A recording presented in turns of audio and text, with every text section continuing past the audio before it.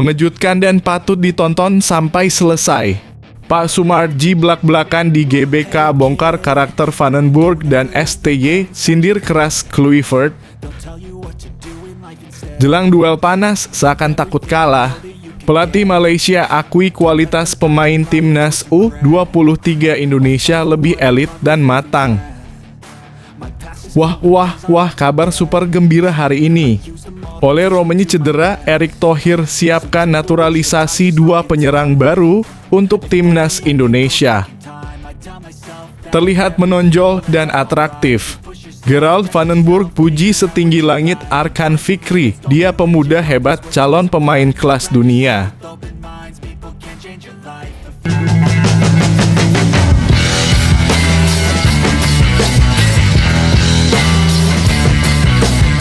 Sebelum kita lanjut ke berita terlengkapnya, alangkah mulianya bagi kalian untuk tekan tombol like dan yang belum subscribe, tolong subscribe channel ini. Mengejutkan dan patut ditonton sampai selesai. Pak Soemarji belak-belakan di GBK bongkar karakter Vandenberg dan STY sindir keras Kluivert. Suasana panas di Stadion Utama Gelora Bung Karno (GBK) saat laga Indonesia kontra Filipina Selasa malam tidak hanya terjadi di atas lapangan. Dari tribun kehormatan, sosok yang sudah tak asing di dunia sepak bola nasional, Pak Soemarji melontarkan pernyataan belak-belakan yang langsung menyita perhatian publik. Dengan nada serius dan tanpa tedeng aling-aling, Soemarji mengungkap sejumlah fakta terkait pelatih timnas Indonesia kelompok umur U23, Gerald Vandenberg, serta memberikan sindiran tajam kepada sosok lain yang belakangan ramai dikaitkan dengan kursi kepelatihan Garuda Patrick Kluivert. Soemarji memuji karakter Gerald Vandenberg yang kini dipercaya membesut timnas U23. Menurutnya, mantan pemain timnas Belanda itu bukan hanya datang membawa nama besar, tetapi juga menunjukkan komitmen dan dedikasi luar biasa dalam membentuk pemain muda Indonesia. Vandenberg punya karakter kuat, pekerja keras, dan tidak pernah kompromi dalam hal kedisiplinan. Itu yang dibutuhkan oleh pemain-pemain muda kita. Bukan cuma teknis, tapi juga mental, ujar Soemarji di sela-sela laga yang berakhir dengan kemenangan Indonesia tersebut. Ia menilai gaya kepelatihan Vandenberg sangat cocok dengan kultur sepak bola Indonesia yang membutuhkan figur tegas dan mampu membentuk fondasi karakter pemain sejak usia muda. Bahkan, ia menyebut Vandenberg sebagai sosok yang bisa menjadi tandem ideal bagi pelatih kepala timnas senior Shin Tae-yong. Kalau bicara ideal, ya Vandenberg dan Shin Tae-yong itu kombinasi sempurna. Sama-sama tegas, kerja keras, dan tidak suka setengah-setengah. Mereka bisa saling melengkapi. Satu bangun fondasi, satu lagi urus performa puncak, lanjutnya. Namun sorotan tajam datang saat Soemarji secara terbuka membandingkan gaya kerja Vandenberg dengan Patrick Kluivert. Meski tidak menyebut nama secara langsung, kalimatnya yang lugas mengarah kuat kepada mantan bintang Barcelona tersebut. Ada pelatih yang lebih banyak santai, tidak terlalu terlibat dalam proses detail, mungkin cocok di tempat lain, tapi bukan di sini. Pemain kita butuh digembleng, bukan dimanjakan, ujarnya. Indonesia belum berada di tahap bisa dilatih dengan gaya yang terlalu longgar. Pernyataan itu seketika menjadi pembicaraan hangat, terlebih karena sebelumnya Kluivert disebut-sebut masuk dalam radar PSSI untuk menangani level timnas senior saat ini. Banyak pengamat menilai bahwa Soemarji sedang mengirim pesan kuat kepada federasi agar tidak memilih pelatih hanya karena nama besar atau latar belakang di Eropa. Selain itu, Soemarji juga menyinggung pentingnya kesinambungan antara timnas kelompok umur dan senior. Ia menilai jika Shin Tae-yong tetap fokus di level senior dan Vandenberg diberi ruang di U23, maka fondasi timnas akan lebih kokoh secara jangka panjang. Selama ini kita kurang dalam sinkronisasi. Antara pelatih kelompok umur dan pelatih senior sering tidak nyambung. Kalau Shin dan Vandenberg bisa jalan bareng, saya yakin pembinaan kita akan jauh lebih baik, katanya. Ketika ditanya soal masa depan Shin Tae-yong, Soemarji tak memberikan jawaban pasti. Namun ia mengisyaratkan bahwa masih ada peluang besar bagi pelatih asal Korea Selatan itu untuk terus menangani timnas. Kita lihat saja nanti bagaimana keputusan federasi. Tapi saya pribadi ingin Shin tetap di sini. Dia sudah paham kultur kita dan sekarang kita punya Vandenberg yang bisa jadi partner bagus, pungkasnya. Pernyataan Sumarji tersebut sontak menjadi viral di media sosial. Banyak pendukung timnas Indonesia yang setuju dengan pandangannya, terutama soal pentingnya memilih pelatih berdasarkan etos kerja dan hasil nyata, bukan sekadar reputasi di masa lalu. Gerald Vandenberg sendiri memang belum lama bergabung dengan skuad Garuda Muda. Namun dalam waktu singkat, ia sudah menunjukkan pendekatan yang berbeda. Sesi latihan lebih intensif, fokus pada taktik dan teknik, serta perhatian pada pembentukan mental pemain menjadi ciri khas yang mencolok. Dan hasil 2 game yang sangat memuaskan. Sementara itu masa depan Patrick Kluivert dalam proyek jangka panjang sepak bola Indonesia kini tampak semakin tidak pasti. Jika federasi mengikuti arah pandang Sumarji, bisa jadi nama Kluivert tidak lagi masuk dalam perhitungan untuk menangani timnas dalam waktu dekat. Kini publik hanya bisa menunggu langkah resmi dari PSSI. Apakah duet Vandenberg dan Shin Tae-yong akan menjadi kenyataan? Ataukah federasi akan mengambil arah berbeda? Yang jelas, sepak bola Indonesia tengah berada di titik penting. Momentum perubahan sudah ada, tinggal bagaimana pengambil kebijakan berani melangkah ke arah yang tepat.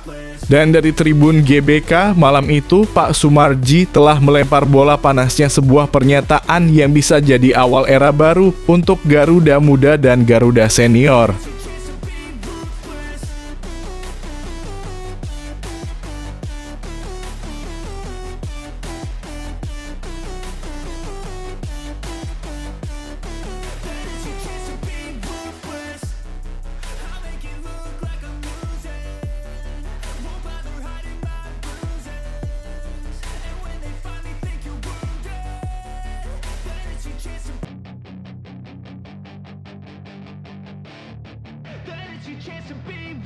Jelang duel panas, seakan takut kalah. Pelatih Malaysia akui kualitas pemain timnas U23 Indonesia lebih elit dan matang. Laga penentuan di grup A ASEAN Cup U23 2025 akan segera mempertemukan dua rival kuat timnas U23 Indonesia versus Malaysia U23. Pertandingan akan digelar di Stadion Utama Gelora Bung Karno (SUGBK) Jakarta pada Senin (21 Juli 2025). Menariknya, jelang duel panas ini pelatih Malaysia U23 Nafuzi Zain secara terbuka mengakui keunggulan skuad Garuda Muda. Menurutnya, kualitas pemain timnas U23 Indonesia jauh lebih elit dan matang dibanding tim asuhannya. Saya melihat laga Indonesia versus Brunei. Sebagai pelatih, itu sudah jadi kewajiban saya untuk tahu kekuatan lawan, ungkap Nafuzi kepada awak media. Sebelumnya, Malaysia sendiri tampil cukup impresif saat menghajar Brunei Darussalam 7-1 dalam laga kedua mereka di grup A yang digelar Jumat (18 Juli 2025). Kemenangan ini menjadi obat penawar luka usai kekalahan 0-2 dari Filipina pada laga pertama. Namun meskipun baru saja meraih kemenangan besar, Nafuzi Zain tetap merendah dan realistis saat membicarakan calon lawannya, Timnas Indonesia. Ia bahkan secara gamblang mengakui bahwa pemain-pemain Indonesia sudah bermain di level yang lebih tinggi, mayoritas berasal dari Liga 1. Memang kualitas pemain kami masih berbeda dengan Indonesia. Pemain mereka banyak yang bermain di Liga 1. Mereka lebih matang, ujar mantan pelatih Terengganu tersebut. Tak hanya memantau laga kontra Brunei, Nafuzi juga mengaku akan menyaksikan laga Indonesia versus Filipina sebagai bagian dari persiapan timnya menghadapi Jens Raven dan kolega. Meskipun menyadari kualitas lawan berada di atas kertas, Malaysia tetap mengusung target lolos ke semifinal. Hal ini menambah panas atmosfer pertandingan yang diprediksi akan berlangsung sengit di hadapan ribuan supporter Indonesia. Bagaimana menurut kamu? Apakah pengakuan jujur pelatih Malaysia ini menunjukkan rasa gentar terhadap kekuatan Garuda Muda?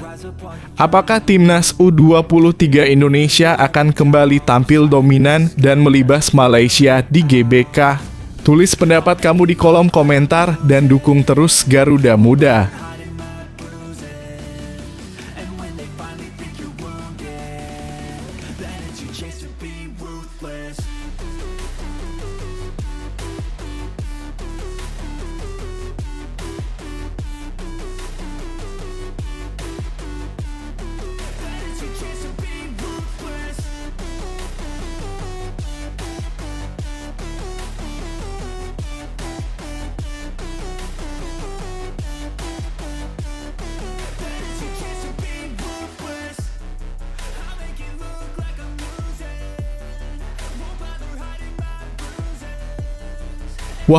Wah, kabar super gembira hari ini. Oleh Romeni cedera, Erick Thohir siapkan naturalisasi 2 penyerang baru untuk timnas Indonesia. Kabar kurang menyenangkan datang dari lini depan timnas Indonesia. Oleh Romeni, salah satu striker andalan mengalami cedera serius dan terancam absen dalam putaran keempat kualifikasi Piala Dunia 2026 zona Asia. Cedera tersebut didapat saat Romeni membela Oxford United di ajang Piala Presiden 2025. Insiden terjadi ketika kakinya diinjak oleh striker Arema FC Paulinho dalam laga grup A di Stadion Sijalak Harupat, Soreang, Kamis (10 Juli 2025). Akibatnya pemain berusia 25 tahun itu harus menjalani operasi di Belanda. Kini keikutsertaannya dalam laga penting kontra Arab Saudi dan Irak pada Oktober 2025 masih diragukan. Menanggapi situasi ini, Ketua Umum PSSI Erick Thohir bergerak cepat. Ia memastikan pihaknya tengah menyiapkan naturalisasi 2 penyerang keturunan yang siap memperkuat Garuda. Kami sedang mendorong beberapa tambahan. Ada 2 tambahan yang sedang kami seriusin, ujar Erick kepada media di Jakarta International Stadium (JIS) Jumat (18 Juli 2025). Menurut Erick, kedua pemain tersebut sudah menyatakan komitmen untuk membela timnas Indonesia. Namun identitas mereka belum bisa diumumkan karena belum ada dokumen resmi atau kesepakatan final. Belum bisa saya sebutkan. Belum ada hitam dan putih, ucapnya. Yang pasti, keduanya berposisi sebagai striker posisi yang memang sedang menjadi fokus penguatan usai cedera Romeni. Sebelumnya, lini depan timnas juga telah diperkuat oleh pemain keturunan seperti Ragnar Oratmangoen dan Rafael Struijk. Posisi depan memang masih kurang tajam. Bek tengah, kanan, kiri sudah banyak, masa nambah lagi, ujar Erick sambil tersenyum. Di luar 2 nama baru tersebut, PSSI juga tengah memproses naturalisasi Mauro Zijlstra yang diproyeksikan untuk timnas U23. Saat ini dokumen Mauro sudah masuk ke Kemenpora dan sedang dalam tahap menuju DPR. Apa pendapat kamu tentang langkah cepat PSSI menambah 2 penyerang keturunan? Siapa kira-kira pemain yang cocok untuk didatangkan? Tulis komentarmu dan ikut diskusi bersama pendukung Garuda lainnya.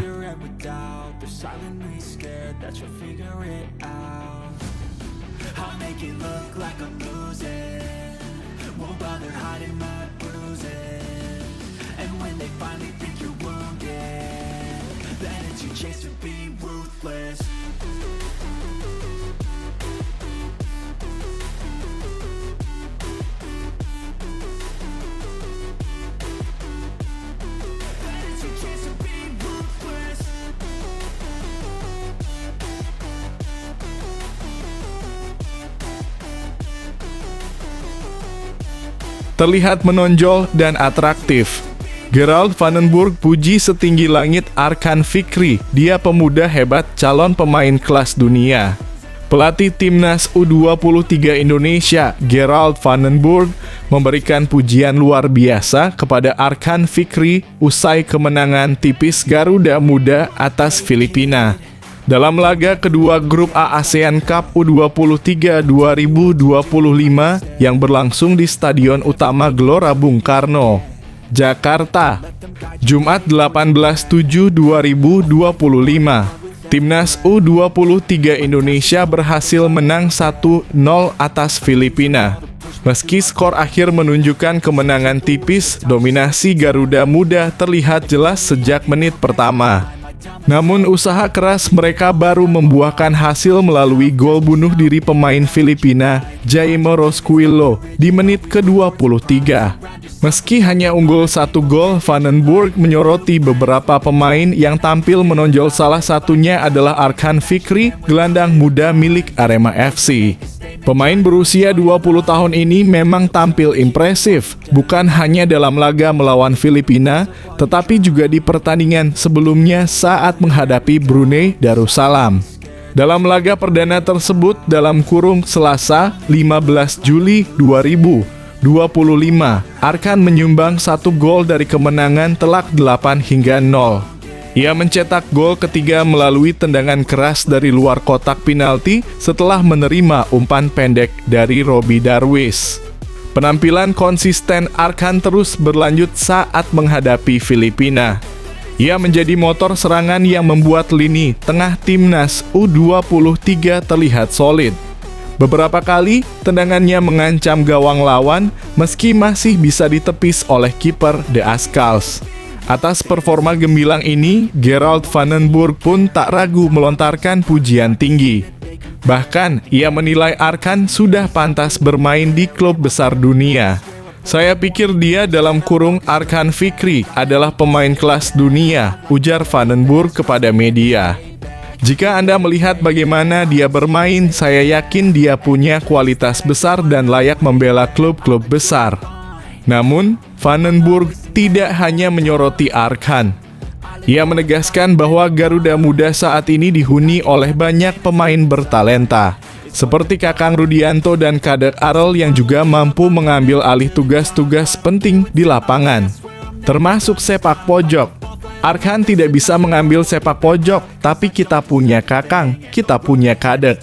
Saya bisa sebutkan banyak pemain hebat, jelas Vandenburg. Hal terpenting sekarang adalah bagaimana kita melatih mereka dan memaksimalkan potensi mereka dalam gaya permainan yang kami bangun. Bagaimana menurut kamu soal penampilan Arkan Fikri dan skuad Garuda Muda sejauh ini? Apakah Arkan memang sudah pantas bermain di level klub besar dunia? Yuk, tuliskan pendapat kamu di kolom komentar.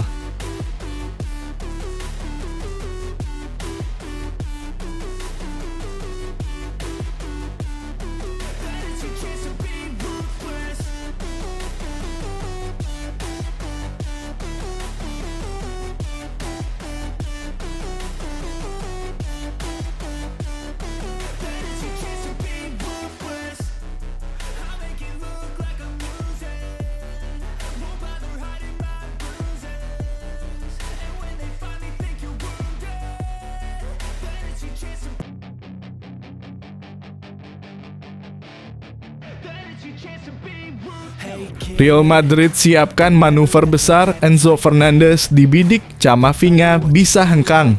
Real Madrid kembali menjadi sorotan dalam bursa transfer musim panas 2025.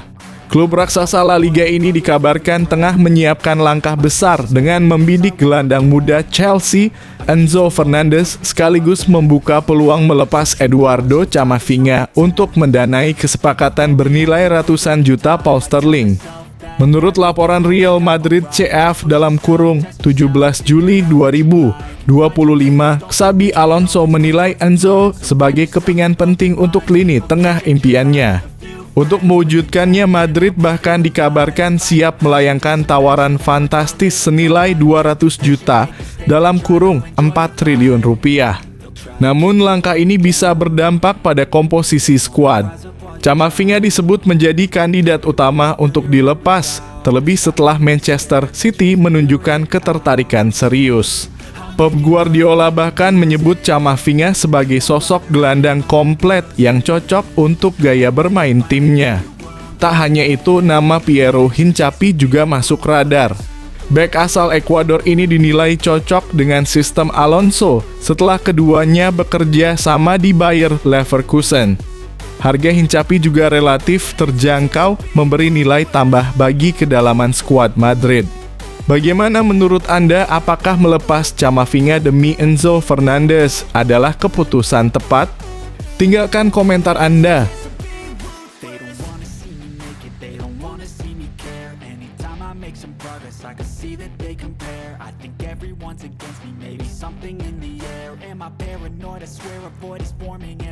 I walk a straight path, not many can say that. I like to play fast, cross me and there's payback. You better pray that I don't see your face at any place that I go. I know you hate that. I've been doing fine, I'm not wasting any more time.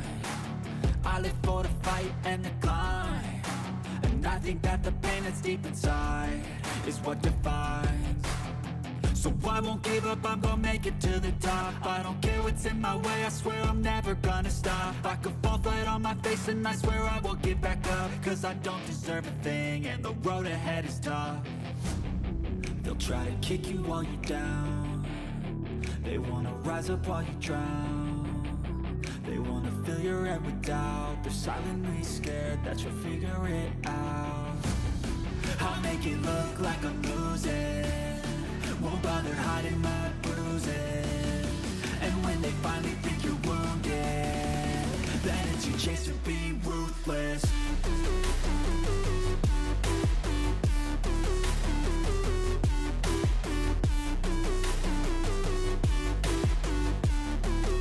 it's your chance to be ruthless.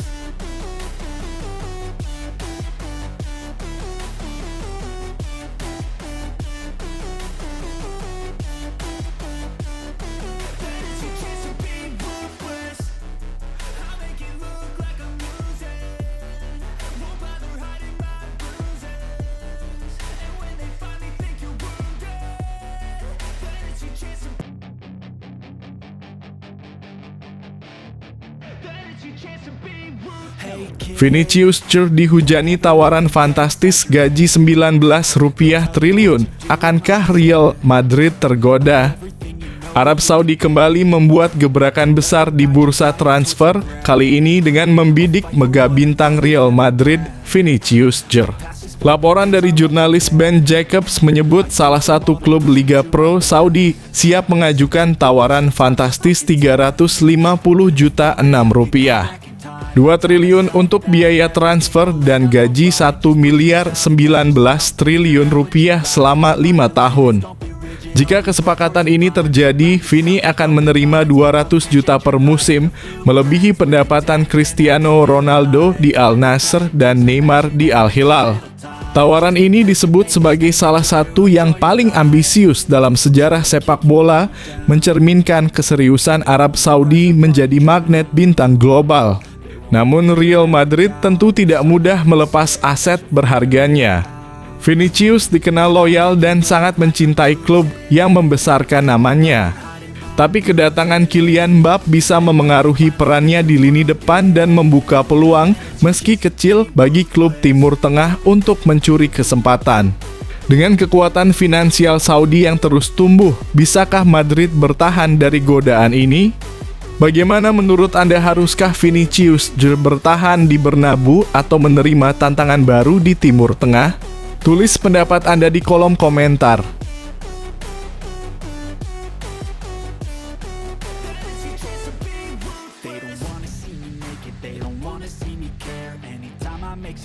I can see that they compare. I think everyone's against me. Maybe something in the air. Am I paranoid? I swear a void is forming and they're scared. I walk a straight path, not many can say that. I like to play fast, cross me and there's payback. You better pray that I don't see your face at any place that I go. I know you hate that. I've been doing fine, I'm not wasting any more time. I live for the fight and the climb, and I think that the pain that's deep inside is what defines. So I won't give up, I'm gonna make it to the top. I don't care what's in my way, I swear I'm never gonna stop. I could fall flat on my face and I swear I will get back up. Cause I don't deserve a thing and the road ahead is tough. They'll try to kick you while you're down. They wanna rise up while you drown. They wanna fill your head with doubt. They're silently scared that you'll figure it out. I'll make it look like I'm losing. Won't bother hiding my bruises. And when they finally think you're wounded, then it's your chance to be ruthless.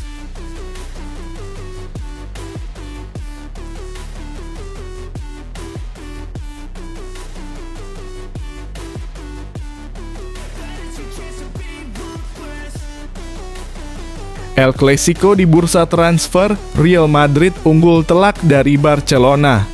Tak hanya di lapangan, El Clasico juga terjadi di bursa transfer.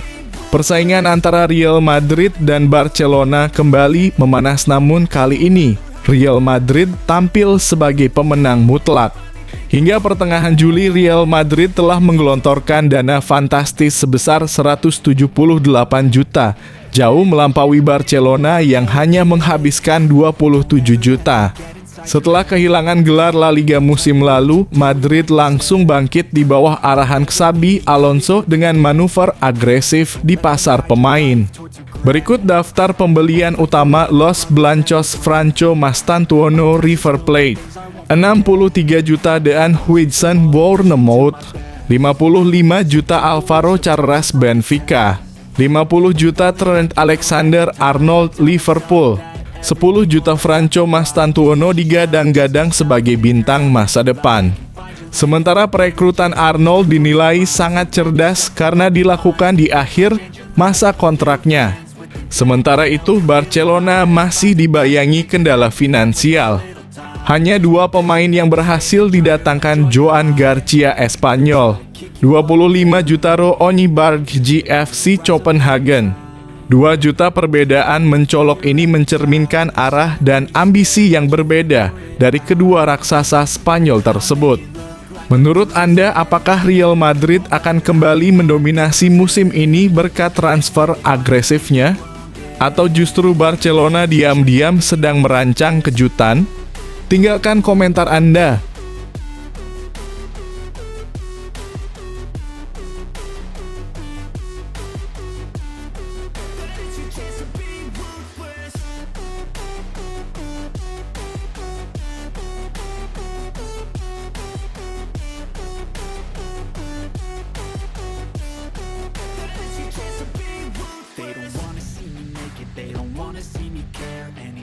Make some progress, I can see that they compare. I think everyone's against me, maybe something in the air. Am I paranoid? I swear a void is forming and they're scared I walk a straight path. Not many can say that. I like to play fast, cross me and there's payback. You better pray that I don't see your face at any place that I go. I know you hate that. I've been doing fine, I'm not wasting any more time. I live for the fight and the climb. I think that the pain that's deep inside is what defines. So I won't give up, I'm gonna make it to the top. I don't care what's in my way, I swear I'm never gonna stop. I could fall flat on my face and I swear. 3 pemain Real Madrid yang bisa dijual secepat mungkin demi rencana besar Xabi Alonso. Era baru telah dimulai di Santiago Bernabeu bersama Xabi Alonso yang menggantikan Carlo Ancelotti usai hijrah ke tim nasional Brasil. Xabi bukan pelatih sembarangan, ia mencatat sejarah dengan membawa Bayer Leverkusen juara Bundesliga, mematahkan dominasi Bayern Munich. Namun debutnya di Real Madrid belum ideal. Los Blancos dibantai PSG 0-4 di Piala Dunia antar klub. Meski begitu, manajemen tetap percaya pada visinya dan langsung mendatangkan Dean Huijsen serta Trent Alexander-Arnold. Agar proyek ambisius ini berjalan, Real Madrid harus menyeimbangkan keuangan. Setidaknya ada 3 pemain yang berpotensi dikorbankan. Andriy Lunin konsisten saat menggantikan Courtois. Lunin kini diminati Villarreal. Meski betah di Madrid, kesempatan jadi kiper utama bisa menggoda. Dani Ceballos minim menit bermain dan masa depan tak jelas. Ia dikabarkan siap kembali ke Real Betis dengan nilai jual sekitar 10 juta euro. Ferland mendi posisinya tergeser oleh Alvaro Carreras. Cedera juga membuatnya absen dari Piala Dunia antar klub dan klub mulai siap melepasnya. Menurut Anda, siapa yang paling layak dipertahankan? Tinggalkan komentar Anda di bawah. To my best, so treat the worst of times just like a test. If only I could go back in time.